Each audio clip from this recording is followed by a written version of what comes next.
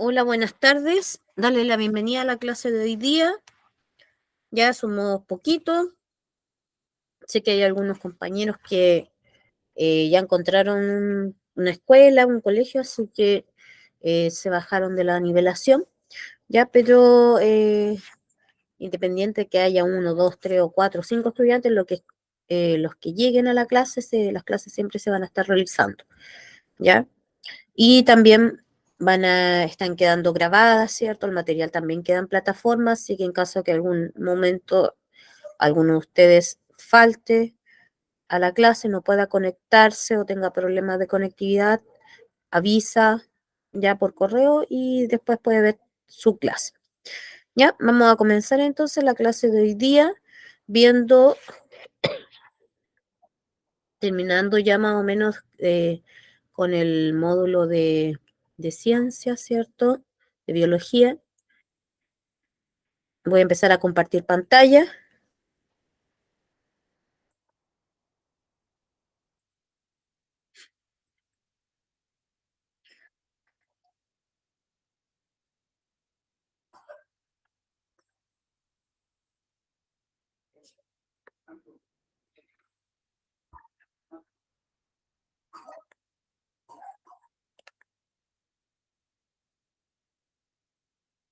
Ya. Hoy día nos corresponde la sesión número 5 y en esta sesión vamos a ver la fotosíntesis y la respiración celular, ya principalmente en el rol que cumplen dentro de los ecosistemas, ¿ya? Vamos a ir viendo primero cómo circula la materia y la energía en los ecosistemas. Para poder entender los procesos de fotosíntesis y de respiración celular, tenemos que conocer primero cómo es la circulación de la materia y la energía en estos ecosistemas. ¿Ya? Y seguramente en algún momento, cuando ustedes eran más pequeños, ya pudieron ver lo que eran las cadenas tróficas, ¿ya? Y las tramas alimentarias. Es decir, cómo se alimentan los distintos componentes de una cadena. Nosotros siempre vamos a partir por un eslabón que corresponde a los productores. Ya los productores están representados por todas las plantas, árboles, ya y cianobacterias o algas verde azules. Ya todos los organismos capaces de realizar el proceso de fotosíntesis se denominan productores. ¿Ya? ¿Y cuál es la característica que tienen los productores? Que son organismos autótrofos. ¿Eso qué quiere decir? Que ellos pueden elaborar su propio alimento a partir de la energía solar. ¿Ya? La planta es capaz de realizar el proceso de fotosíntesis y de esa manera, ya como lo vamos a ver después más en detalle este proceso, ya elabora sus propios nutrientes. Este es el primer nivel trófico o primer eslabón de una cadena trófica. ¿Ya?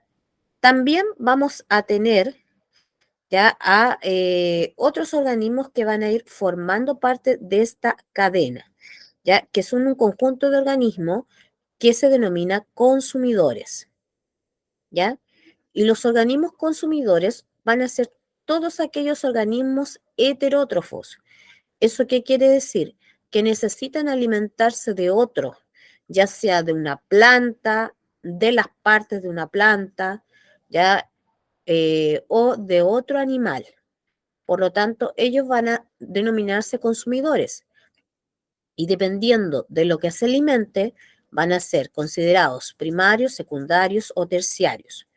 ¿Ya? Y cada uno de ellos va a ir ocupando un lugar en la cadena, el segundo, tercer o cuarto nivel respectivamente.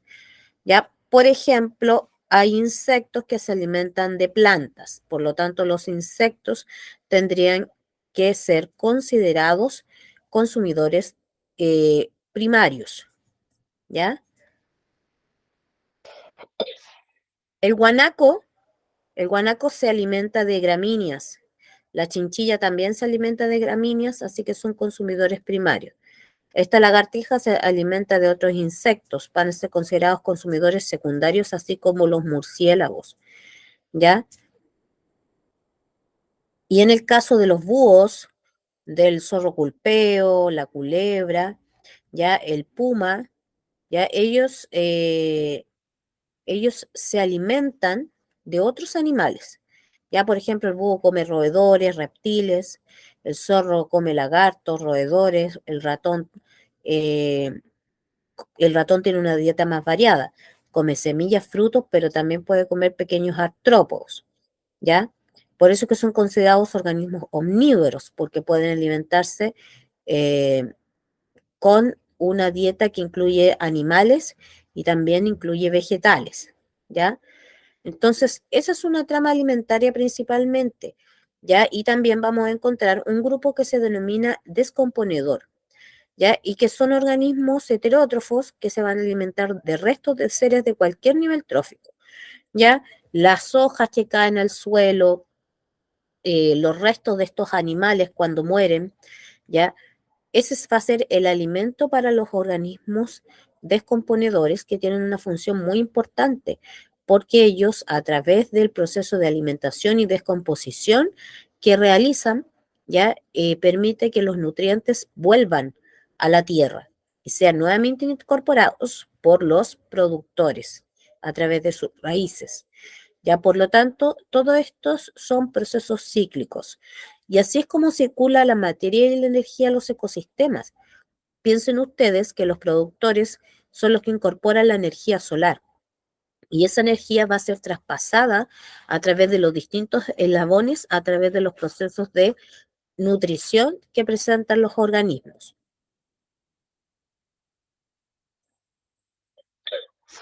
Ya quiero que se fijen acá en este esquemita, ya para que podamos ir respondiendo también estas preguntas, ¿cierto? Esta es la energía que proviene del sol.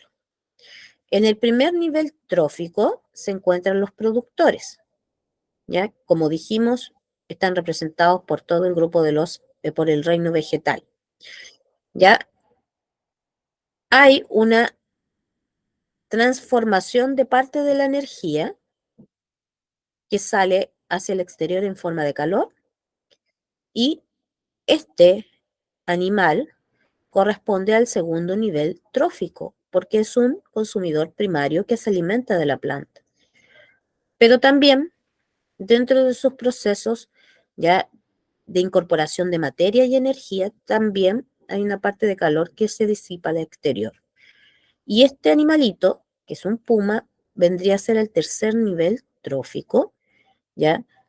Es considerado un consumidor secundario, ¿cierto? Porque se alimenta de otro animal para poder vivir y también parte de este calor es diseminado hacia el exterior, ¿ya?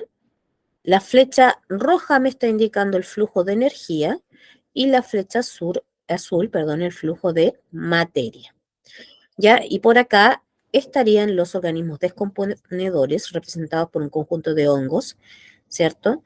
Que cuando, como les había comentado, cuando quedan los restos de las plantas, ¿cierto? Cuando los animales mueren, van quedando parte de su cuerpo va quedando tirado en el camino, entonces son los descomponedores los que se encargan de alimentarse de esos restos y de esa manera entonces también van a incorporar energía, materia y al igual que el resto va también a haber una difuminación de calor hacia el exterior, ¿ya? Ya. A ver, ¿qué me puede decir de dónde proviene la energía que necesita tu cuerpo para funcionar todos los días? ¿De dónde proviene la energía que necesitamos para funcionar? Del sol. Mm, ya, pero ¿del sol? ¿Directamente?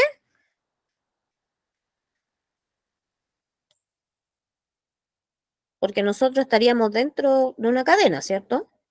Recuerden que la energía solar, ya la energía solar directa pasa a la planta. Entonces, ¿de dónde proviene la energía que nosotros obtenemos de acuerdo a este flujo? ¿Qué es lo que hacemos todos los días?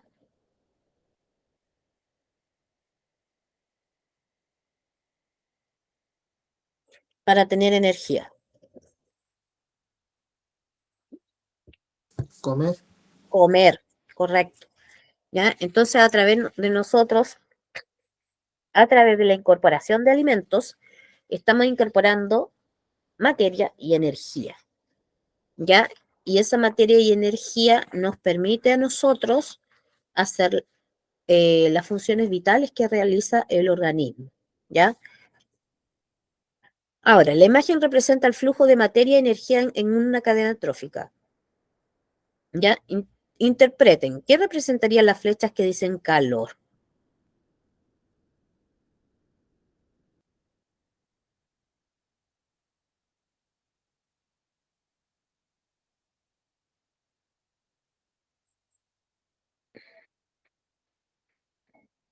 ¿Qué representarían estas flechitas que dicen calor? ¿Qué es el calor?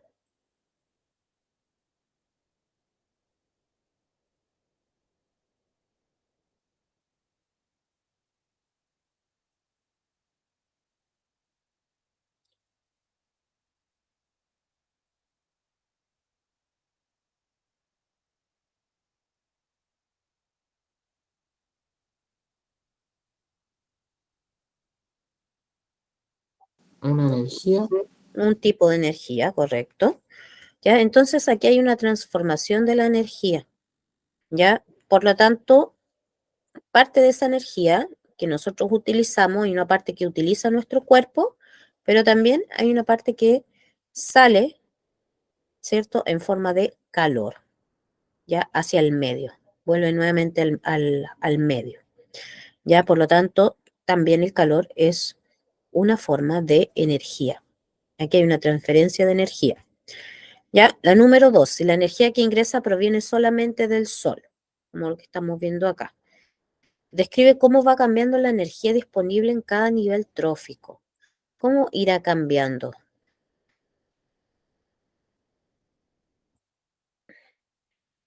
¿Quién recibe mayor cantidad de energía de acuerdo a este esquema? ¿Quién creen ustedes que recibe la mayor cantidad de energía? Las plantas. Las plantas, ¿cierto? Por lo tanto, aquí, si vamos mirando la esquemita, este animalito se come la planta, va a recibir una porción de energía, pero no va a recibir toda la energía de la planta, ¿ya? Y así sucesivamente, ¿ya? Y además de eso, nuestros cuerpos también liberan calor en forma de energía. Por lo tanto, eh, la energía en los niveles tróficos eh, va a ser distinta en comparación a lo que va a recibir los otros organismos que forman parte de la cadena, ¿ya? No recibimos las mismas cantidades de energía.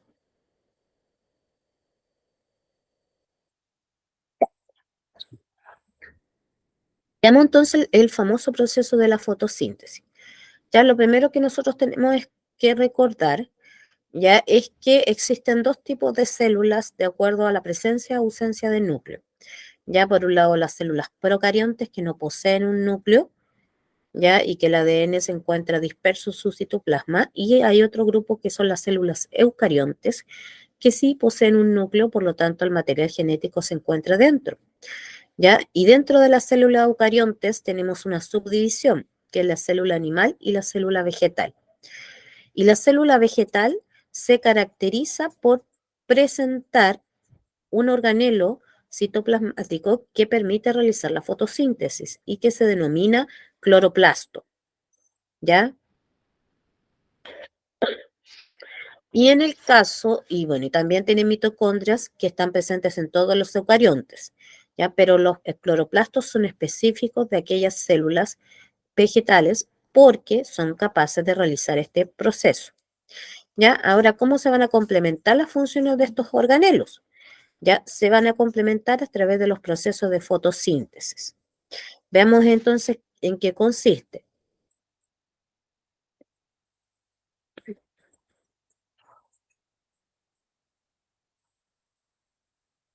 Ya, de partida, esta es la estructura de un cloroplasto. Ya en el interior del cloroplasto nosotros encontramos una región interna que se denomina estroma. Ya el estroma es el espacio interno Y ahí va a ocurrir una fase que es independiente de la luz, ¿ya? Es decir, esa fase ocurre porque puede ocurrir tanto de día como de noche, ¿ya? Porque no necesita la presencia de luz para llevarse a cabo. Y también encontramos una serie de estructuras que están apiladas que se denominan tilacoides. Estas son membranas en las que ocurre la fase dependiente de la luz de la fotosíntesis, ¿ya? Esto significa que aquí el proceso que se va a llevar a cabo necesita de luz para poder realizarse, ¿ya? La fotosíntesis, en términos generales, es un proceso anabólico, ¿ya? Que van a realizar los organismos autótrofos, como dijimos. Recordemos que los autótrofos son aquellos que pueden convertir la energía luminosa, ¿ya? ¿Y para qué la convierten? Para obtener los nutrientes. Por lo tanto, lo que se está haciendo aquí es que la energía se va a utilizar para sintetizar o para formar glucosa, ya a partir de sustancias que son inorgánicas. En las plantas, principalmente en las hojas, ya existe una gran cantidad de cloroplastos.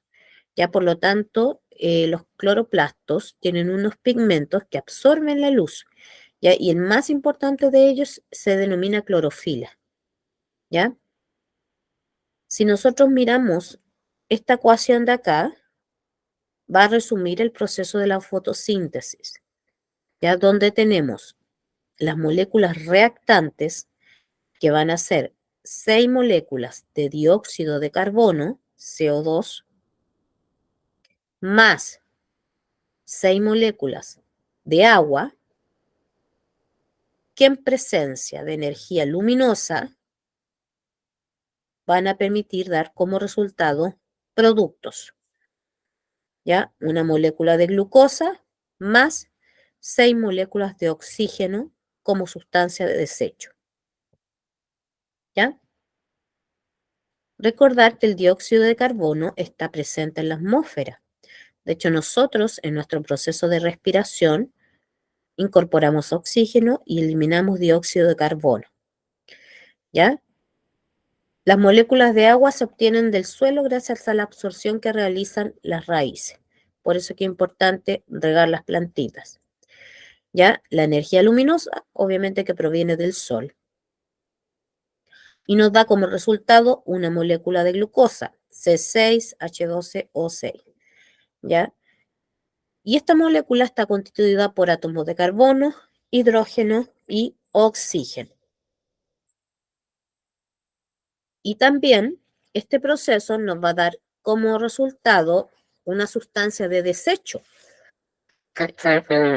perdón, que es el oxígeno. Y el oxígeno va a ser liberado hacia el medio exterior. Y para nuestra fortuna, el oxígeno es vital para nosotros. ¿Ya? Por eso, si las plantas no realizaran este proceso, nosotros tampoco podríamos existir. ¿Ya? Ahora, este proceso va a considerar dos fases. Una fase que es dependiente de la luz, ¿cierto? Y que se va a realizar a nivel de tilacoides. ¿Ya? La luz es captada por la clorofila, es decir, el pigmento se encuentra en estos tilacoides. Y después de una serie de reacciones, se van a formar 8 moléculas de ATP. El ATP es energía que necesita la célula, ¿ya? Y esa energía va a ser empleada en la siguiente fase, ¿ya? Y en estas reacciones se libera oxígeno, ¿ya? Entonces, al ser una reacción, un proceso anabólico, ya es un proceso que necesita de energía para poder llevarse a cabo. Entonces, lo primero que hace el cloroplasto es generar la energía a nivel de los tilacoides, gracias a la fijación de la energía luminosa por parte de la clorofila. Entonces ahí se genera la energía y se liberan las moléculas de oxígeno al exterior como sustancia de desecho. Y en la fase que es independiente de luz, ya que también se denomina ciclo de Calvin, ya la energía producida en la fase luminosa es empleada para sintetizar la materia orgánica, es decir, para formar la glucosa. ¿ya? Y otras moléculas a partir del dióxido de carbono y agua proveniente del ambiente. Si yo cuento acá, por ejemplo, los átomos de carbono, miren, fíjense acá, tengo 6 átomos de carbono y tengo 6 átomos de carbono acá. Si cuento la molécula de oxígeno, ya recordarán ustedes que esto se tiene que multiplicar. 6 por 2, 12. ¿Ya? Tengo que tener eh, la molécula de oxígeno. Acá tengo 6 por 2, 12. Luego los hidrógenos. 6 por 2, 12. Tengo que tener 12 hidrógenos en los productos. También. ¿Ya? Y 6 por un oxígeno, 6. Y ahí están los O6. Ahí están mis 6 oxígenos. Ya recuerden que esta es una reacción química. Por lo tanto, aquí la materia se mantiene constante. La cantidad de átomos que yo voy a tener en los reactantes va a ser la misma que la que voy a tener siempre en los productos. Ya ahí hablamos de que la reacción química está en equilibrio. ¿Ya? Vamos a ver un videito para que nos aclare más este proceso de fotosíntesis. Ya específicamente los sistemas acuáticos.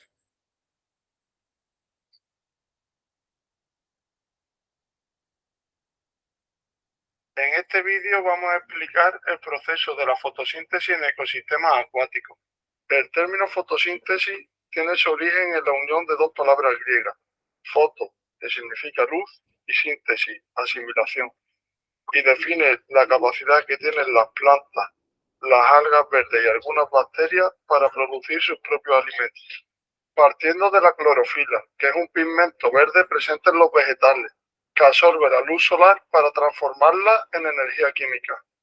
Primero vamos a explicar las adaptaciones y orígenes de las plantas en los ecosistemas acuáticos y terminaremos explicando el proceso de la fotosíntesis. Los primeros organismos fotosintéticos aprovecharon la protección que les proporcionaba la superficie del agua frente a las radiaciones ultravioletas. Bajo esta protección evolucionaron los primeros organismos de la Tierra, las bacterias. Estas bacterias tenían una sorprendente característica: eran púrpuras. Estas bacterias sobrevivían gracias a la luz solar, aunque no la aprovechaban todas. Esto ayudó a que otros tipos de bacterias aprovecharan la luz sobrante, lo que les confirió su característico color verde a las llamadas cianobacterias. Estas cianobacterias son antecesoras de las plantas verdes actuales, así como de las algas. Como nos muestra esta tabla, una de las principales adaptaciones ha sido la coloración. Esto debido a los distintos tipos de clorofila. La clorofila confiere a los organismos un color específico. Como nos muestra esta gráfica, los picos de absorción de energía de los distintos tipos de clorofila es muy variado. En función de la longitud de onda que llega a cada hábitat, las plantas eligen un tipo de clorofila u otro. El proceso de la fotosíntesis tiene dos fases. Fase luminosa, donde se divide la molécula de agua en hidrógeno y oxígeno. Fase oscura, donde se utiliza la energía química para formar azúcares. Por cada hoja de cada planta del planeta se encuentran los descendientes directos de aquellas bacterias verdes. Si ampliamos 1000 veces una hoja, es posible verlo. Son los denominados cloroplastos y están en todas las células. Su comportamiento es similar al de las bacterias. Aquí podemos ver un experimento de cómo se mueven hacia la luz. Con un diámetro aproximado de 5 milésimas de milímetro, en su interior se produce la fotosíntesis. Los rayos de luz se componen de fotones, pequeñas y velocísimas partículas de energía electromagnética. En el interior de cada hoja, la energía de 12 fotones rompe una molécula de agua. La molécula de agua se divide en hidrógeno y oxígeno. Las plantas utilizan el hidrógeno para vivir y crecer, mientras que el oxígeno es expulsado como producto de desecho. Esto correspondería a la fase luminosa. Las plantas crean azúcares gracias al agua, el dióxido de carbono y la energía del sol. Esta es la denominada fase oscura, fase final de la fotosíntesis. De nuevo, todo esto sucede dentro de los cloroplastos. Antes vimos cómo la luz separa el agua en hidrógeno y oxígeno. Las plantas son capaces de combinar ese hidrógeno con el dióxido de carbono para formar azúcares. Estos azúcares son utilizados por las plantas como nutrientes. Después de explicar el proceso de la fotosíntesis, vamos a ver dónde encontramos estos organismos en los ecosistemas acuáticos. Podemos encontrar organismos fotosintéticos en suelos emergidos a poca profundidad. Y también podemos encontrarlos flotando en el agua, lo que conocemos como fitoplancton.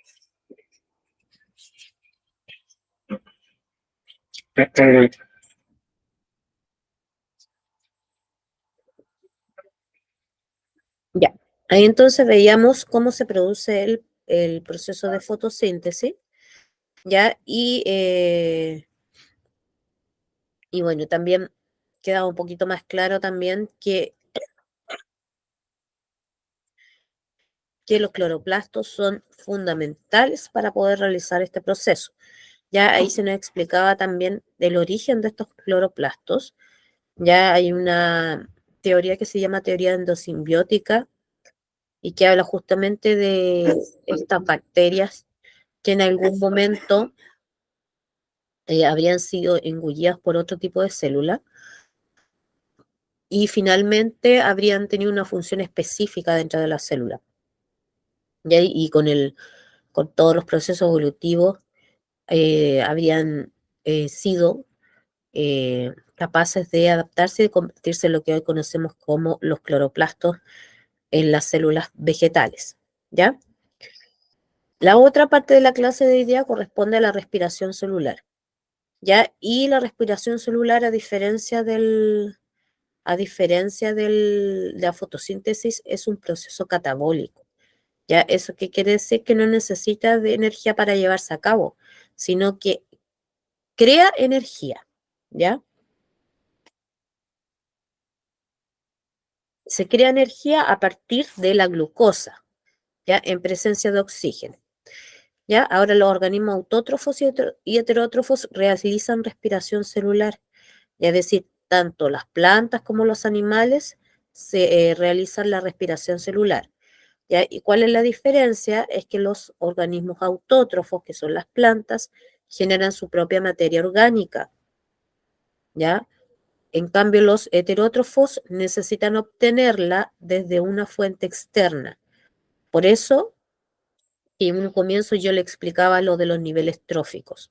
¿Ya? Si un pudú se come una planta, ya es un organismo heterótrofo que necesita de materia orgánica. Si el puma se come al pudú, es un organismo heterótrofo que necesita alimentarse de otro. ¿Ya? Ahora, esta es la estructura de la mitocondria. Recuerden que todas las células eucariontes tienen mitocondrias. Ya vamos viendo las partes de la mitocondria.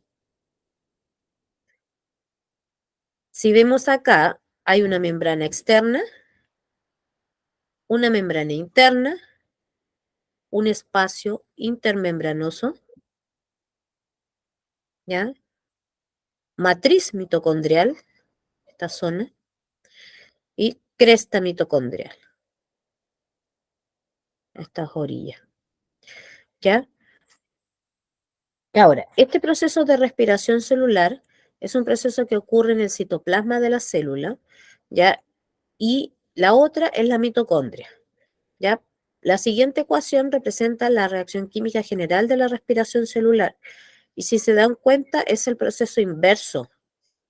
Miren acá, tengo como reactantes glucosa y oxígeno, ¿ya? Y si yo me voy un poquito antes, los productos, es decir, el resultado que tenía la planta, los productos que tenía eran glucosa y oxígeno. Pero en cambio, en la mitocondria, los reactantes, es decir, las sustancias que dan inicio al proceso, van a ser glucosa y oxígeno. ¿Ya? Las moléculas de glucosa que se necesitan son 6. ¿Ya? Una molécula de glucosa necesita 6 moléculas de oxígeno provenientes del aire para poder realizar la reacción química. Y con eso se va a transformar en una sustancia más simple. Ya por eso que en este tipo de reacción se va a liberar energía. ¿Ya? Y lo hace, la energía que se libera es en forma de moléculas de ATP y calor. Recuerden que siempre vamos a estar eliminando calor en cada reacción. ¿Y qué me da como resultado? Productos. En este caso me va a dar dióxido de carbono, ¿ya? Y los átomos de carbono van a provenir de la ruptura de la molécula de glucosa. Y también nos va a dar agua, ¿ya? Que proviene también, el hidrógeno proviene de la molécula de glucosa y de los átomos de oxígeno del aire respirado. Y nos da como resultado 38 moléculas de ATP, ya energía. Es decir, con una molécula de glucosa más 6 moléculas de oxígeno, yo voy a tener en definitiva, ya, como producto dióxido de carbono, agua y ATP. Nosotros no utilizamos el dióxido de carbono, por lo tanto, el dióxido de carbono es una sustancia de desecho que se elimina a través del proceso de respiración, ¿ya? Y este dióxido de carbono que nosotros eliminamos lo ocupan las plantas. Y el oxígeno que las plantas tienen como sustancia de desecho lo ocupamos nosotros para poder vivir, ¿ya? Y esta glucosa proviene de todos los alimentos que nosotros consumimos, ¿ya? La glucosa es un carbohidrato, ¿ya? Por lo tanto, el pan, el arroz, el azúcar, vegetales que tienen glucosa, etcétera, todo eso es un aporte, es una fuente de glucosa, ¿ya?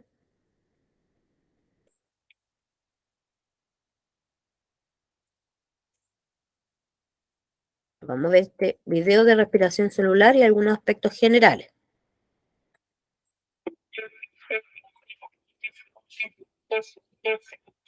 En este video vamos a revisar algunos aspectos generales para la respiración celular. La respiración celular es la ruta bioquímica mediante la cual un organismo genera energía química en forma de ATP. Este proceso es inverso a la fotosíntesis y se va a llevar a cabo en la mitocondria de la célula. Por lo tanto, este proceso va a ser del tipo catabólico, ya que compuestos orgánicos complejos tales como la glucosa se van a degradar para formar dióxido de carbono, oxígeno o bien algún otro producto dependiendo el tipo de respiración que se lleve a cabo. La respiración puede ser de dos tipos, aerobia y anaerobia. La respiración aerobia es aquella que requiere de oxígeno y esta va a tener una ganancia neta de 36 ATP o bien 38 moléculas de ATP en el caso de las bacterias. Y las etapas que se llevan a cabo en este tipo de respiración son la glucólisis, el ciclo de Krebs y la cadena respiratoria también conocida como fosforilación oxidativa. Mientras que para la respiración anaerobia, esta será aquella que no requiera de oxígeno y en esta se tendrá una ganancia neta de 2 moléculas de ATP. Y las etapas que se llevan a cabo en este tipo de respiración son la glucólisis y la fermentación, la cual puede ser de diferentes tipos, tales como la fermentación láctica, alcohólica o acética, entre otras. El proceso de respiración en ambos casos consiste primero en llevar a cabo el transporte de electrones desde la molécula del combustible, que en este caso es la glucosa, hacia un aceptor de electrones. Y a medida de que los electrones se transfieren, se van a obtener moléculas de alta energía, en este caso ATP, que va a ser aprovechable para la célula. No olvides darle like a nuestro video si te ha gustado. Suscríbete a nuestro canal Ya. y síguenos en nuestras redes sociales.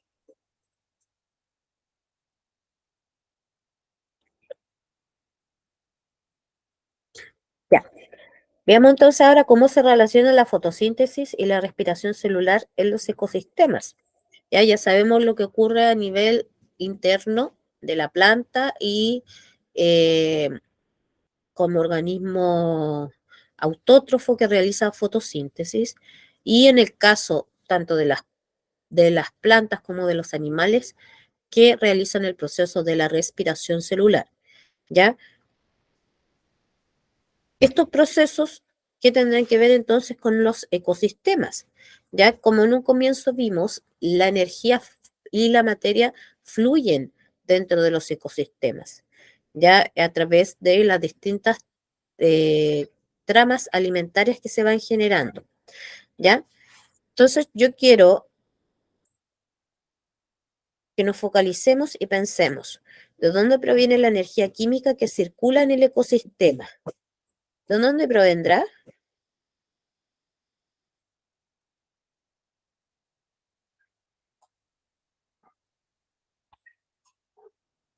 ¿De dónde proviene la energía química que circula en el ecosistema? ¿Cuál es la principal fuente de energía que nosotros tenemos? La luz La luz. Ya. ¿Pero de dónde viene esa luz? del sol. Del sol. ¿Ya? Recuerden que la planta es capaz de tomar la energía luminosa y convertirla en energía química. Y de esa manera entonces va a circular a través de todos los ecosistemas. ¿Ya? ¿Qué proceso transforma la energía luminosa en química? ¿Qué proceso de los que vimos?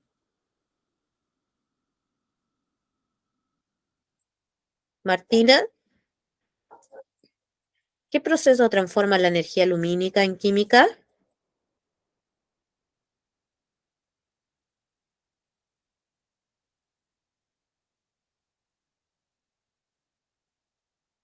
¿Cuál será?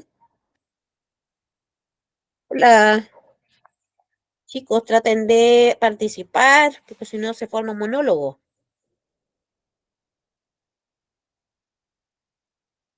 ¿Qué proceso vimos que se transformaba la energía lumínica en química?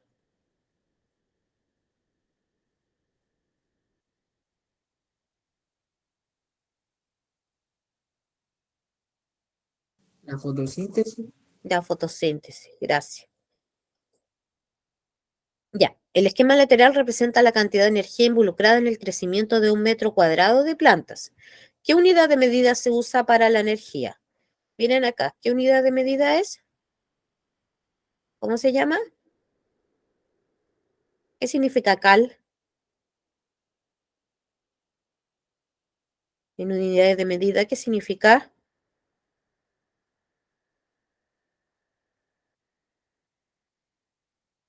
Significa caloría, calorías, ¿ya?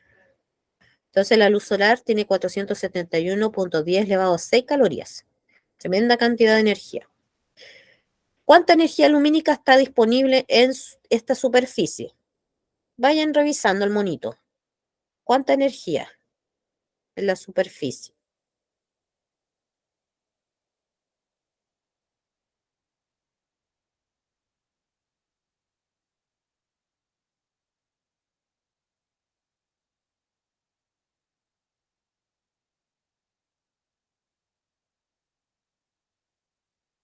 Este es el metro cuadrado, ¿cierto?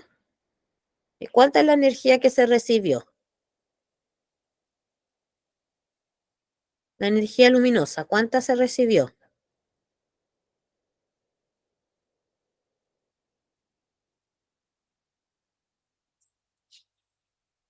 461. 471, ¿ya? Por 10 elevado a 6 calorías. Eso es lo que se recibió para, para todo este metro cuadrado. ¿Ya? Después, ¿por qué no se utilizó toda la energía disponible? ¿Qué pasa con una cantidad de energía? Si recordamos los dibujos, los esquemas anteriores, ¿qué pasaba en cada uno de los labones? Había una cantidad de energía que le sucedía algo, ¿cierto?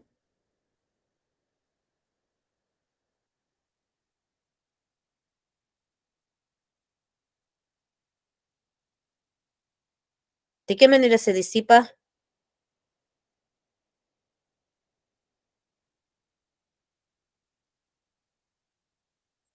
¿En qué se transforma esa energía? Se disipa en el aire. ¿En oxígeno?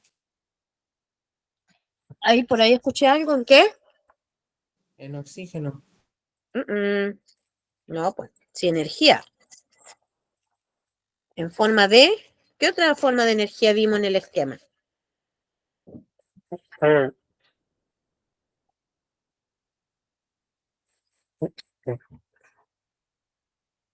En forma de calor. Calor. Recuerden que hay una parte de la energía que sale en cada uno de los eslabones y es en forma de calor, se disipa. ¿Ya? ¿Cuánta energía se empleó en la respiración celular? Miren el monito. ¿Cuánta energía se gastó en la respiración?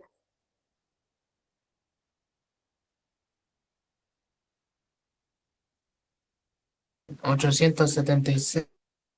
Ay, perdón. Sí, 0,876. ¿Ya? Eso es lo que se gastó. ¿Ya? Y finalmente, ¿cuánta energía quedó disponible para el siguiente nivel trófico?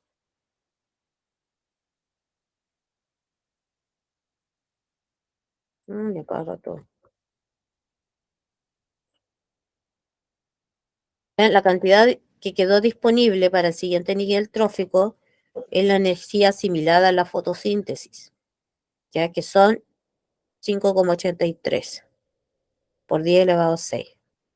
¿Ya? Eso va a ser lo utilizado, lo que se asimiló durante la fotosíntesis, porque si viene un animalito que sea herbívoro, se va a comer la planta, y entonces esa es la cantidad de energía que va a tener la planta para poder entregársela y también la materia que va a consumir. ¿Ya? Ya. Vamos a ver entonces este video de fotosíntesis y respiración celular. En este video vamos a hablar sobre el balance entre la fotosíntesis y la respiración celular. Bienvenidos a una nueva edición de Nutrimente. Si querés tener acceso a más contenido, además de los videos de YouTube, te dejo diferentes opciones en la descripción de este video. Al igual que todos los organismos, las plantas y otros organismos fotosintéticos llevan a cabo la respiración celular. La respiración celular y la fotosíntesis se encuentran en estrecha interconexión. Mientras que la fotosíntesis es el punto de partida en la captura de energía de las plantas y, por extensión, de casi la totalidad de los seres vivos, la respiración es el sistema mediante el cual todos ellos transforman y aprovechan la energía almacenada en los enlaces químicos. En las plantas, ambos procesos ocurren en forma simultánea. La relación general entre ambos procesos puede describirse de la siguiente manera.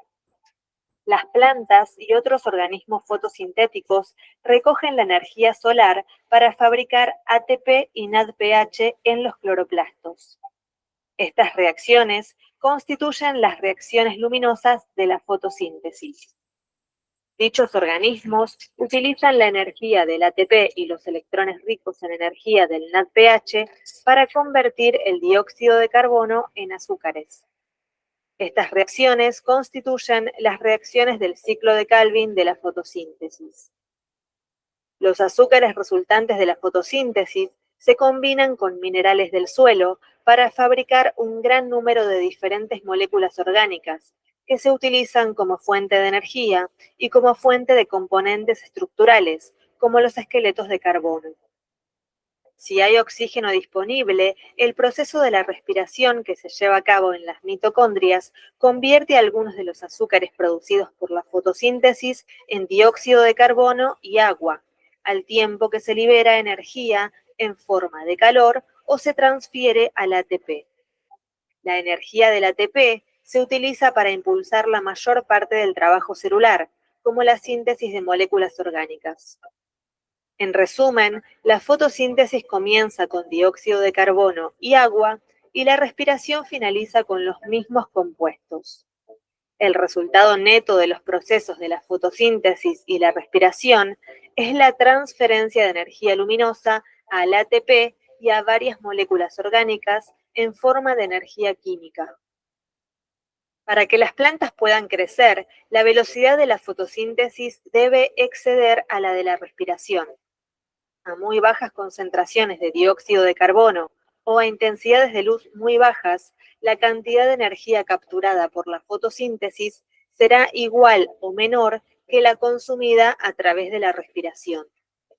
La intensidad lumínica a la cual se igualan las velocidades de fotosíntesis y de respiración se define como el punto de compensación para la luz.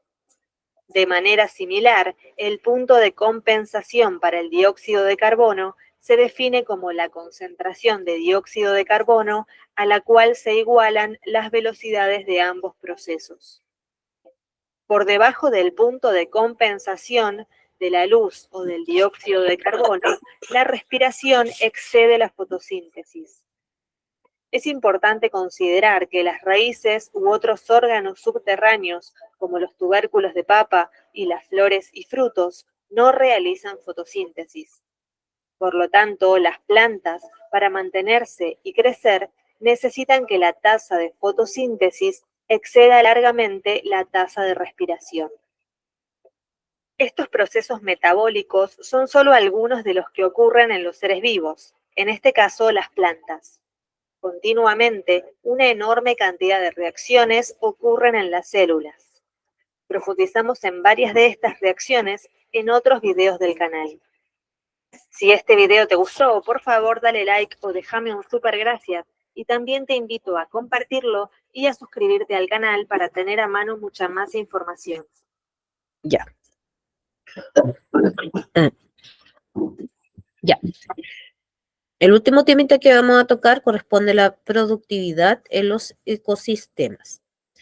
¿Ya? Y esto se refiere a la cantidad de energía química que está fijada por los organismos autótrofos mediante el proceso de fotosíntesis durante un tiempo determinado.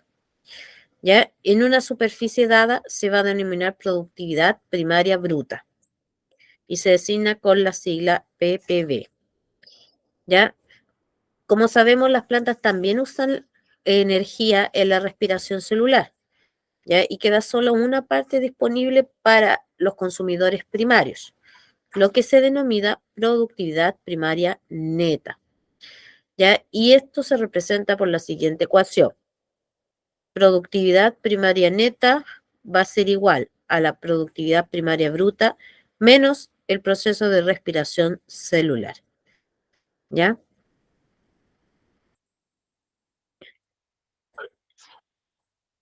Por ejemplo, aquí vemos la productividad en ecosistemas marinos, ¿ya? En el caso de los ecosistemas marinos, presentan una menor productividad primaria neta, ¿ya? Por superficie. Esto es en la selva tropical. ¿Ya? Y su contribución a la productividad del planeta es equivalente, la equivalencia está dada en función de la extensión que estos ecosistemas presentan. Ya, sin embargo, hay algunos estudios que se han ido haciendo, ya, y que se predice que en el año 2300 las condiciones meteorológicas y oceanográficas habrán cambiado, ya tanto que podrían causar efectos negativos en la productividad marina, ya, y el aumento de la temperatura de los océanos causaría la redistribución de nutrientes y la disminución de la productividad primaria, en más de un 20% a nivel mundial y un 60% en el Atlántico Norte. Ya, es decir, aquí la productividad disminuiría drásticamente. Y eso perjudica a todos los otros, a todas las cadenas tróficas, a todo el ecosistema marino. ¿Ya? ¿Por qué? Porque si la productividad baja, es decir, no se producen el proceso de fotosíntesis adecuadamente, ya no van a haber plantas, no van a haber, en este caso, fitoplancton, ya, o algas, ya, y al ver una menor cantidad, ya también van a empezar a disminuir los consumidores, ya, por lo tanto va a afectar todo el ecosistema. Ya, ahora hay que considerar también que la luz penetran en el mar hasta una profundidad máxima de 200 metros. Y en la mitad superior habita el fitoplancton marino, que es la base de la trama trófica del mar. ¿Ya? Ahora, mientras más energía gasta un organismo, más nutrientes deberá consumir. El colibrí consume una enorme cantidad de energía para poder volar, la que obtiene del néctar de las flores. ¿Ya? El néctar tiene glucosa. ¿Ya? Por lo tanto, eso es lo que se alimenta esta ave para poder vivir y realizar sus funciones. ¿Ya? Entonces, mientras mayor capacidad fotosintética tienen los productores, mayor va a ser la productividad en los ecosistemas. ¿Ya? Ya, aquí hay una lectura científica que les voy a compartir el link para que la puedan leer y puedan resolver esas 3 preguntitas que están aquí. ¿Ya? Voy a minimizar esto.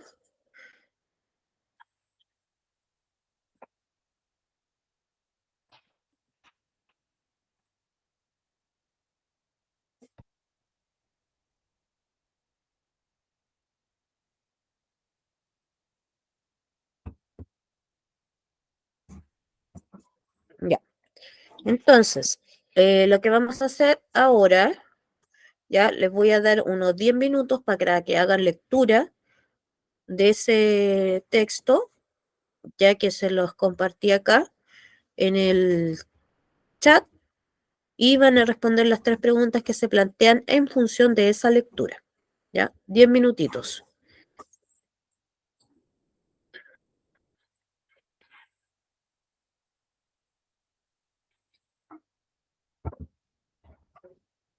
Si alguien tiene alguna dificultad para abrir el documento, me avisa y me escribe su correo acá, ¿ya?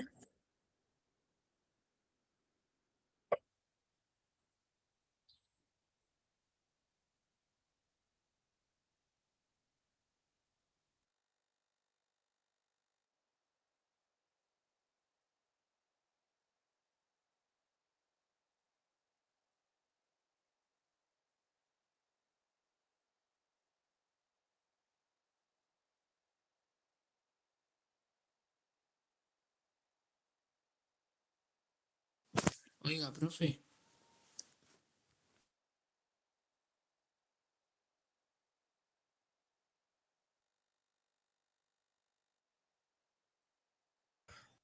Dígame, Sergio.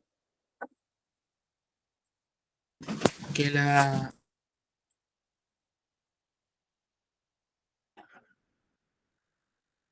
No te escucho, Sergio, tienes que abrir tu micrófono. No, es que el texto no lo veo. Se ve muy borroso. En este link, escríbeme tu correo. Te lo mando por correo.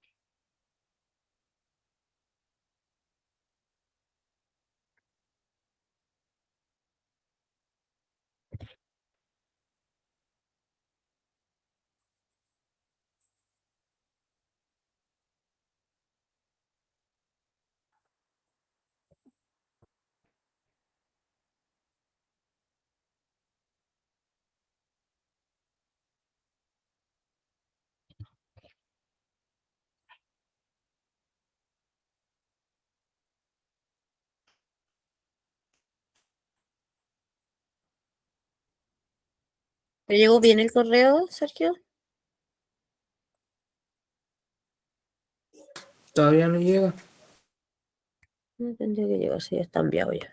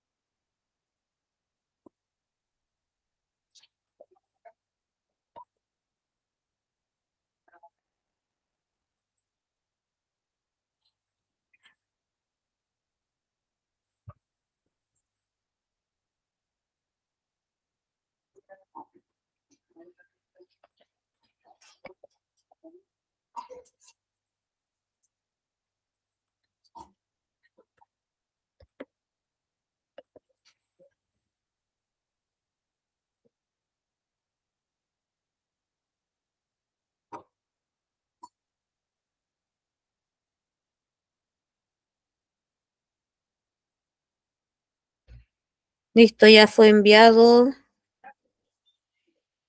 Martina ya fue enviado.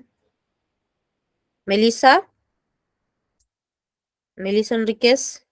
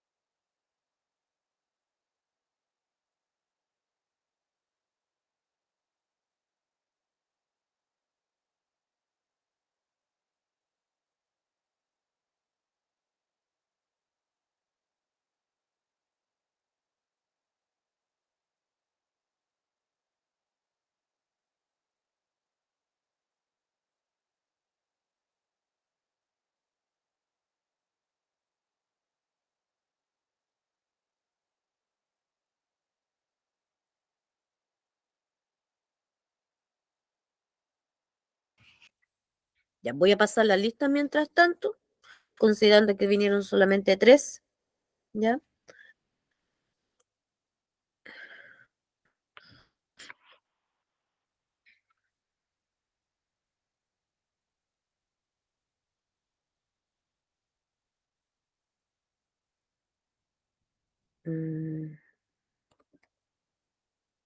Emilia Aguilera, Jairo Redondo, Camila Briceño tampoco está. Yesenia Crisantemo tampoco. Eliseo Díaz tampoco. Daniela Díaz tampoco. Tenemos a Martina, Melissa y Sergio.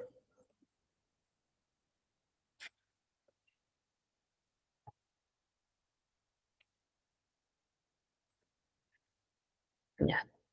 Melissa Enríquez está presente. Cristóbal Calafer no.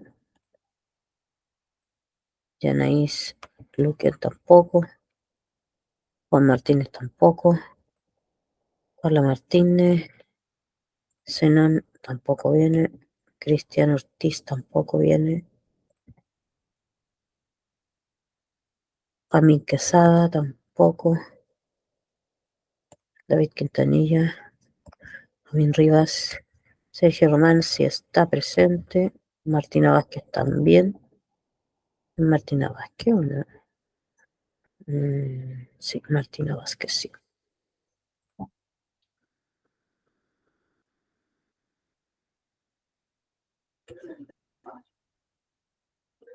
Mara Vega no y Jesús Chepes no.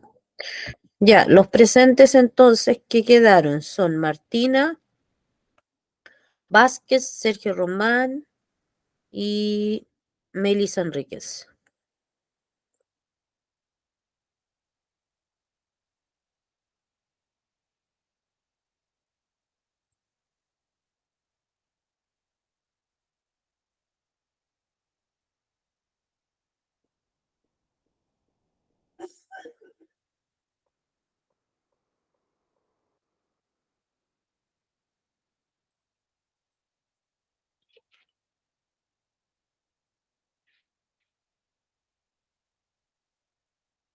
Ya, abandonaron la sesión las otras compañeras, Sergio.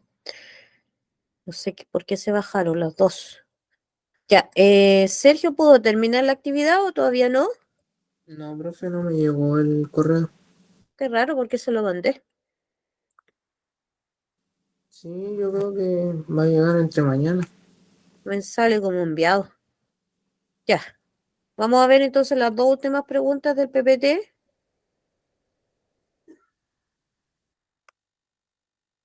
Y terminamos la clase.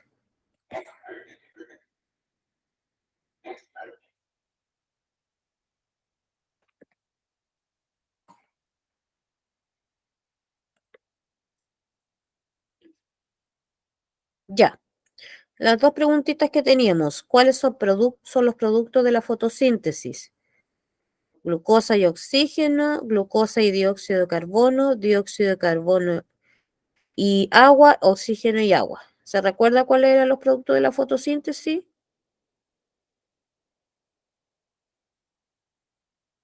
El oxígeno y el agua. No. El producto es la glucosa y el oxígeno como producto de la fotosíntesis, glucosa y oxígeno. ¿Ya? Y del gráfico se puede inferir que, voy a agrandarlo para que lo puedas visualizar mejor.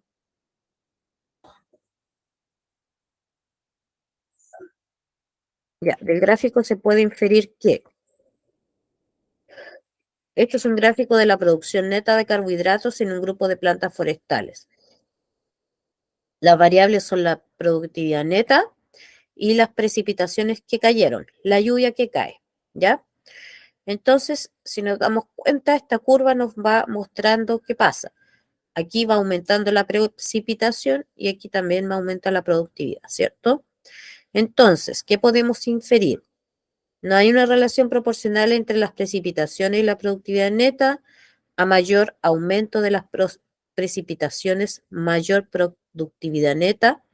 Las precipitaciones presentan diversas fluctuaciones o la productividad neta no depende de la caída de precipitaciones. ¿Cuál crees tú que es la correcta?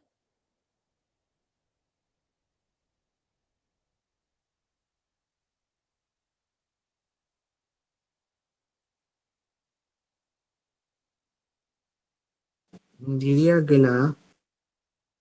¿No hay una relación proporcional? Sí. Ya, eso está incorrecto. Ya, porque hay una... La respuesta correcta es que a mayor aumento de las precipitaciones, mayor productividad neta. Si tú te fijas acá, partimos de cero. Aumenta las precipitaciones y eso significa un aumento en esta curva. Por lo tanto, son variables directamente proporcionales. Mientras más lluvia hay, más productividad neta hay. ¿Ya? Es la respuesta B. Ojo con eso porque este tipo de preguntas son las que salen en las pruebas. ¿Ya?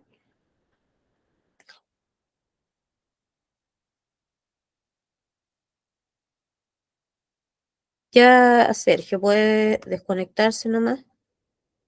Compañeros se bajaron de la clase antes. Chao. Nos vemos la Buenas próxima noches. semana.